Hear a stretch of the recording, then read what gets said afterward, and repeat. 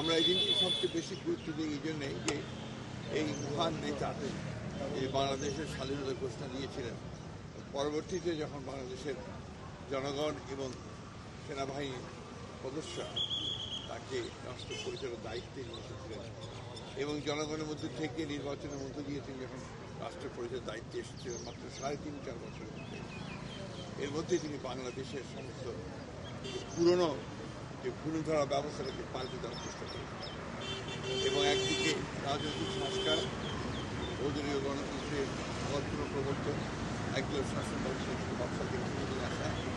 সময়ের সাথে সাথে দেখা দেয় নিত্য নতুন প্রয়োজন। রেডি থাকতে হয় প্রতি মুহূর্ত। তাই এলো ইনোভার, যেন আপনি লাইফে থাকেন রেডি প্রতিদিন। Innova, designed for now.